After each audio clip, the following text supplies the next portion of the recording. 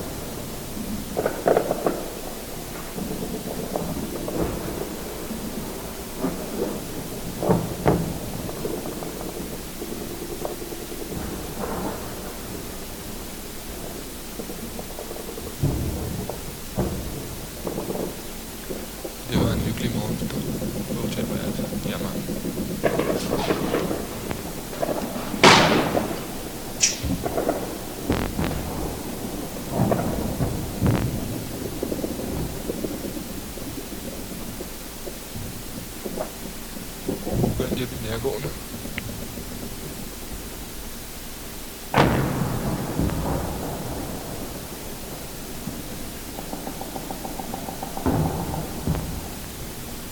Okay.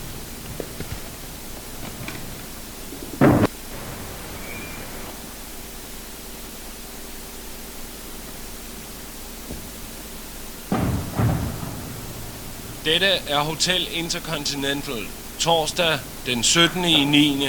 kl. 7:30. Slaget om Amman er muligvis begyndt. Vi ved intet som helst sikkert, men man har netop meddelt over Damaskus Radio, at der er kampe over hele Jordan.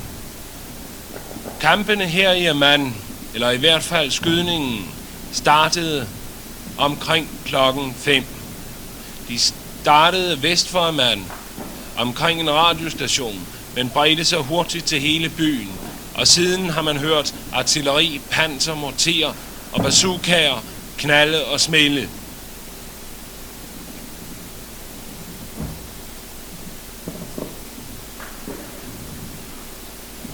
Det er helt tydeligt, at alle våbenarter i hæren bruges i øjeblikket. Hvad det er, der sker, det ved vi ikke bestemt, men det er sandsynligvis de endelige kampe mellem kommandoer, altså mellem partisaner, mellem de palæstinensiske partisaner og hæren, som i øjeblikket er i gang. Og det er sandsynligvis hæren, der har startet kun et døgn efter, at den fik magten i landet via en ny militær regering.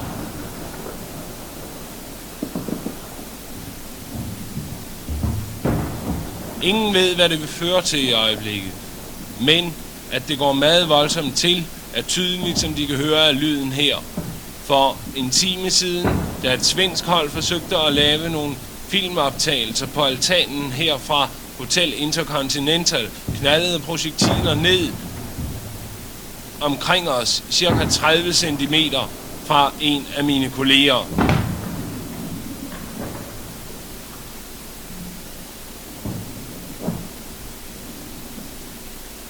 Det, der foregår, er muligvis det endelige opgør mellem Det, der foregår i øjeblikket, er muligvis det endelige opgør mellem den jordanske regering og de palæstinensiske partisaner. Det er opgør, man har ventet på gennem mere end et år, siden partisanerne for alvor fik den praktiske magtudøvelse i Jordan, eller, som man måske også kan karakterisere det, siden Jordan blev begravet i et anarki, hvor ingen overhovedet havde nogen magt.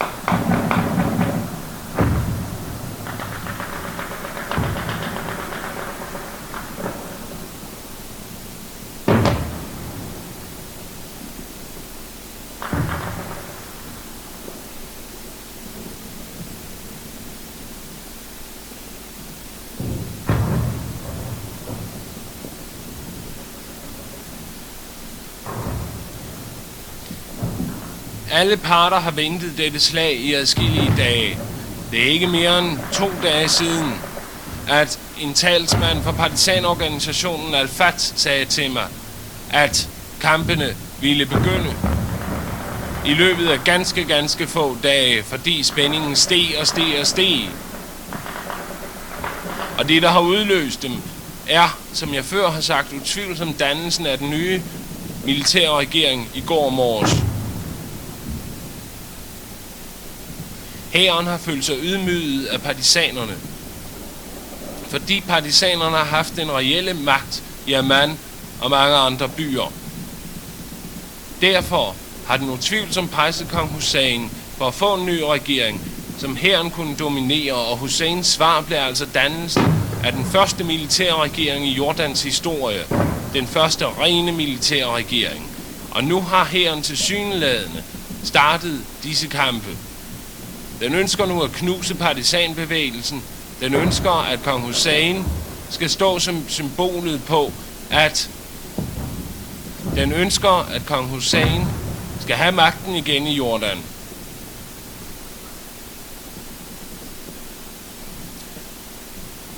Den ønsker, at Jordan igen skal være et land, der styres af den officielle regering, og ikke af tilfældige palæstinensiske partisaner.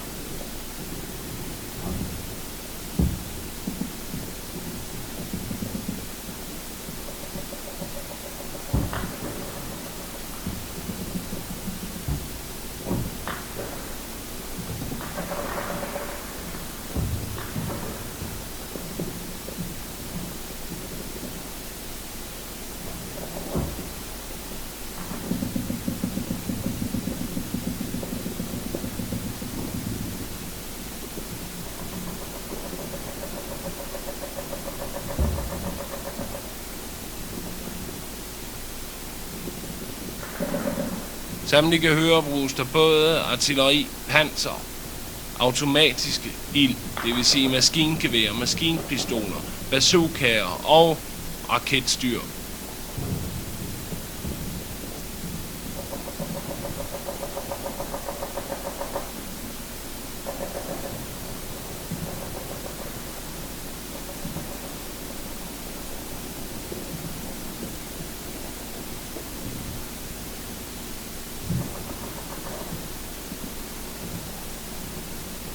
Vi har også her til morgen set, hvor store røgskyer stiger op fra adskillige kvarterer her rundt om Irman.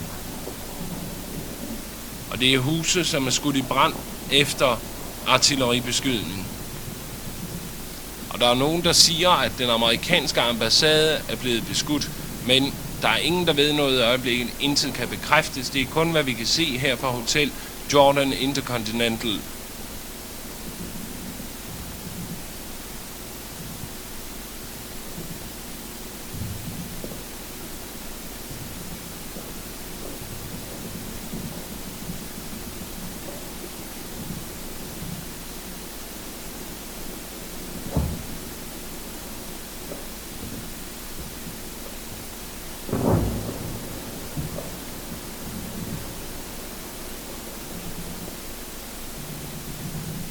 Der er en ting, der er kendetegnende ved kampene her til morgen. Hvis det virkelig er slaget om Jordan, altså hvis det virkelig er regeringen, der har indledt den endelige nedkugling af partisanbevægelsen, så undrer man sig over, at luftvåbnet overhovedet ikke bruges.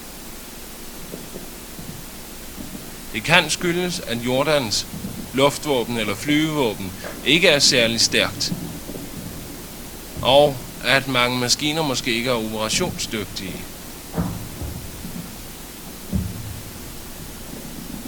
Men summa summarum er, at det kun er hæren og altså ikke flyvevåbnet, som deltager i kampen i øjeblikket.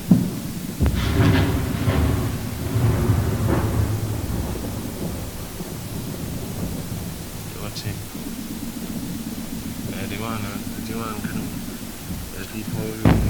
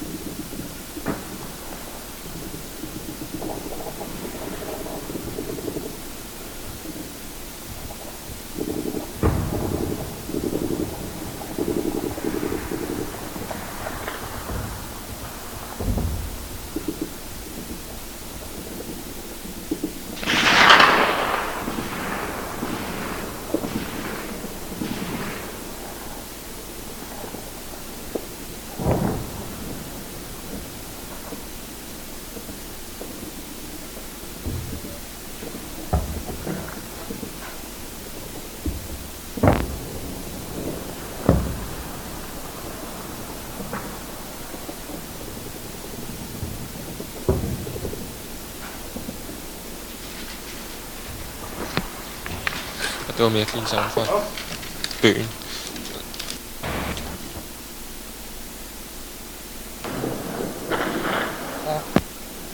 Jordan, syng 15 eller 16. Omkring klokken 5 i morges angreb, så vidt man kan se i øjeblikket, hæren af mand. Angrebet kom fra vest, fra den side af øst. Det er herover kampene foregår i øjeblikket. De startede fra vest, men så trak de over, og det betyder formentlig, at hæren nu har erobret denne høj, vi befinder os på. Amman består stort set af 7 høje.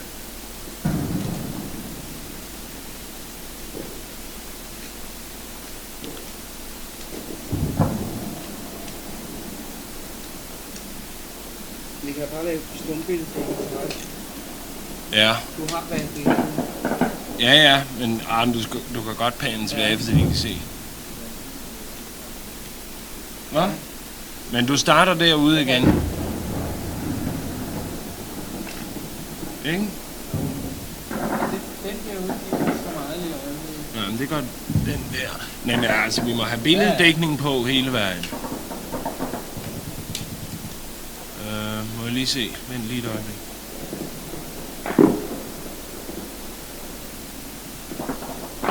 Ja. Kør bare. Kør.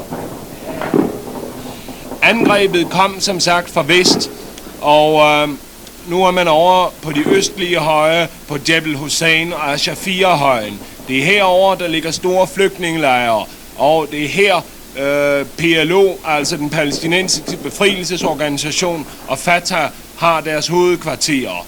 Måske ikke hovedkvarter, men i hvert fald en række vigtige informationscentre.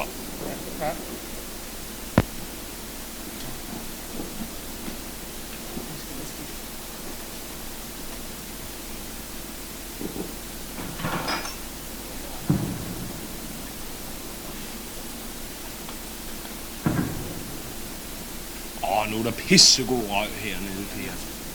Ja, men jeg siger det bare til dig til din information.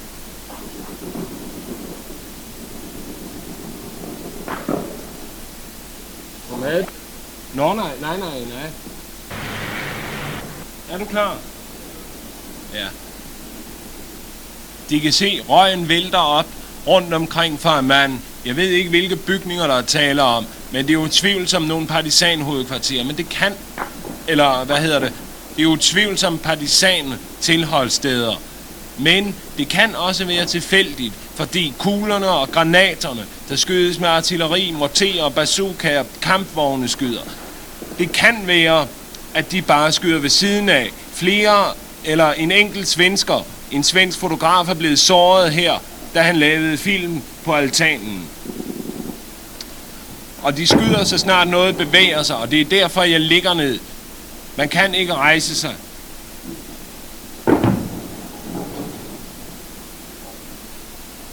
Der er ingen i øjeblikket, der kender kampenes udfald.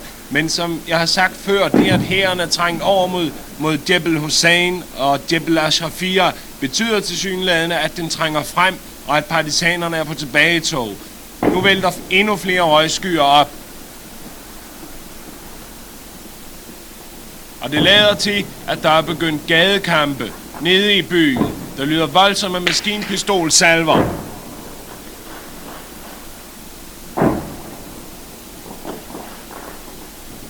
Kuglerne pifter om ørerne. Og mere af mand bliver skudt i brand.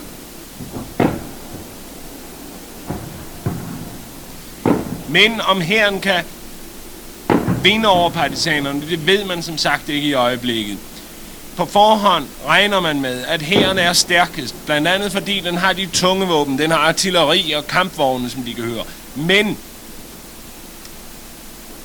man kender ikke fuldt ud hærens loyalitet. Hæren består af de trofaste beduinstammer, altså de beduinstammer, der er trofaste over for kongen, loyale mod ham. Men der er også partisaner, der er palæstinensere i hæren, og man kender ikke deres loyalitet, om de forbliver tro mod deres konge, eller de støtter deres landsmænd, og det vil sige palæstinenserne. Hvis det sker, så kan det udvikle sig til hvad som helst. Men hvis hæren forbliver loyal, så vinder det nogle tvivlsomt. Amen.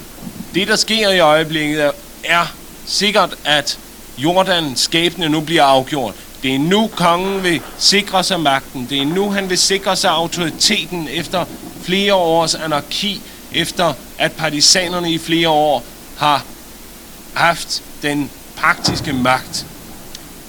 Ikke mindst her i Amman.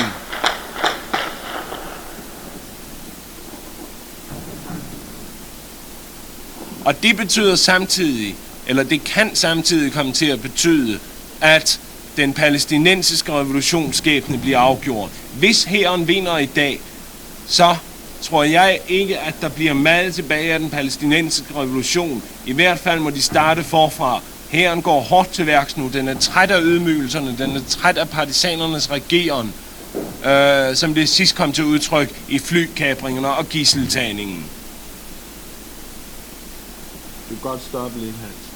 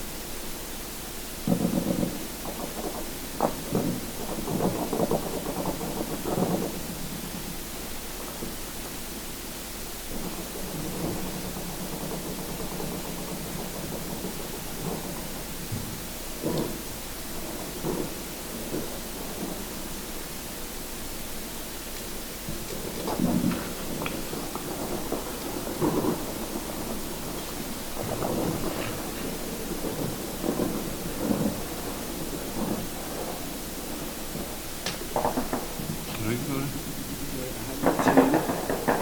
Du laver også nogle til, at vi får brug for mad. Der er bare lidt profil. Ja.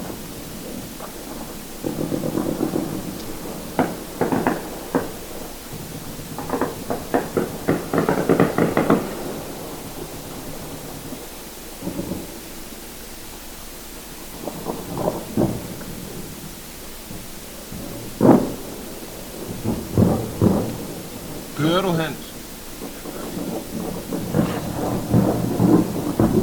Hele tiden må man dukke sig ned her. Selvom vi ligger ned, må man klaske hovedet helt ned på altangulvet, fordi granaterne visler hen over hovedet på en, og man kan mærke, at samtidig kommer de meget, meget nær. Og man ved aldrig, hvor de slår ned, fordi Hotel Jordan Intercontinental er tidligere blevet beskudt. Der sidder overalt i hotellet det vil sige skudhuller og granathuller efter tidligere tiders efter tidligere kampe. Kampene i dag beskrives af alle som de voldsomste overhovedet, at man har oplevet. Og nu kan jeg se en af de bygninger, jeg talte om før. Røgen vælter fortsat op. En tyk, sort røg, som om det var benzin eller olie, der brændte.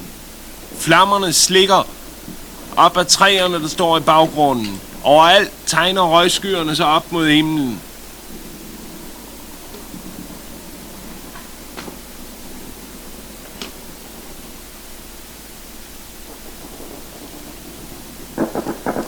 Men det er jo tvivlsomt, som jeg sagde før, så er det... Men nu, det er jo tvivlsomt, som jeg sagde før, at kampen i øjeblikket står omkring Jebel Hussein og Jebel Ashrafia. Og det vil sige, at det er flygtningelejrene, hvor partisanerne er stærke her i Amman, der kæmpes i øjeblikket. Lyden af skuddene tyder også på, at det er nærkampe, eller kampe ret tæt på. Det er gadekampe i øjeblikket. Tidligere på morgenen, da kampene startede, var det navnlig artilleri og panser, altså store, dumpe drøn. Nu er det mere de skarpe maskingevær og maskinpistol salver, man hører, og det tyder på gadekampe. Men der er ingen af os, der ved noget bestemt her, fordi vi tør ikke forlade hotellet, og der er ingen, der har gjort det. Et par